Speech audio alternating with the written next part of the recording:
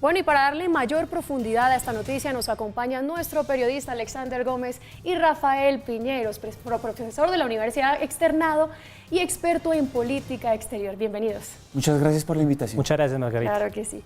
Rafael, ¿cuáles fueron esos factores fundamentales para que el kirchnerismo volviera a la presidencia argentina? Yo creo que uno de los factores importantes es que Mauricio Macri no logró consolidar una serie de políticas económicas que aliviaran la difícil situación de la población en este momento en Argentina. Y otro, y es que a pesar de la figura divisiva de Cristina Fernández de Kirchner, el hecho de que fuera en la fórmula vicepresidencial y no fuera la cabeza palpable que ganara las elecciones, eso le ayudó tal vez para ver que muchas personas del centro podían confiar nuevamente en una opción de centro-derecha. Yo creo que esos dos factores se combinan mucho. Lo que no pudo hacer Macri, es decir, una especie de voto-sanción, y al mismo tiempo la posibilidad de que, si bien Cristina estaba en el tarjetón electoral, pues sabemos que el papel de un vicepresidente usualmente es residual o es secundario. Veíamos al final de la nota que acabamos de ver que las cargas en América Latina están prácticamente igualadas entre la derecha y la izquierda. Muchos le atribuyen eso al régimen de Maduro y al Foro de Sao Paulo. ¿Usted cree que en el caso concreto de Argentina, el régimen de Maduro y el Foro de Sao Paulo tuvo algo que ver también en la victoria de Alberto Fernández? Yo no creo que tengan la posibilidad de influir de manera importante en las elecciones. El argentino votó con las preocupaciones que tiene en el bolsillo más que con la geopolítica latinoamericana.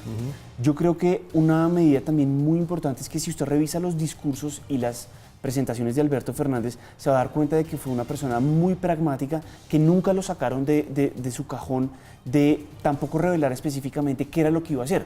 Hoy hay una gran incertidumbre, básicamente porque no sabemos hacia dónde va a dirigirse la política, pero la conversación, como se mostró en la nota inicial, con el presidente Mauricio Macri, al menos da un elemento como de que va a haber una transición relativamente organizada, a pesar de que su discurso anoche fue un discurso de guerra, de conflicto, de volver a enfrentar una Argentina que no supera problemas del pasado. ¿Pero usted cree que entonces Alberto Fernández se va a volver amigo de Nicolás Maduro, como muchos ya lo suponen, o va a mantenerlo a raya para que no se le vengan encima, por ejemplo, Brasil con Jair Bolsonaro, que incluso Jair Bolsonaro ya anunció medidas económicas contra Argentina si Alberto Fernández ganaba? Él tiene que demostrar que tiene esa línea del medio que para algunos genera mucha preocupación, y es ver a Cristina Fernández de Kirchner de nuevo en la Casa Rosada, así sea como vicepresidenta. Si él logra mantener una línea del medio, yo creo que puede demostrar que es independiente, que a pesar del apoyo político de Cristina, él puede desarrollar una presidencia distinta a la que desarrollaron los Kirchner cuando estuvieron en el poder, del 2003 al 2015. Ese es el elemento que él tiene que demostrar que es capaz, que puede. Y además tiene un férreo control por parte de las fuerzas de Mauricio Macri y otros grupos de centro derecha que quedaron en el Parlamento. A pesar de la victoria presidencial, las cargas en el Parlamento quedaron un poco más igualadas, y esa situación da pie a pensar que la política no va a ser tan ideológica como se la han planteado. Además, como lo vimos también en la nota y observo, pues también hay otros países de América Latina que también ya se han venido posicionando. Y para Argentina, la relación con Brasil es fundamental. Y hoy también el discurso de Jair Bolsonaro y de su ministro de Asuntos Exteriores, Araujo, fue un discurso fuerte, recio, hablando tal vez en que más que ideologías hay que pensar en soluciones prácticas.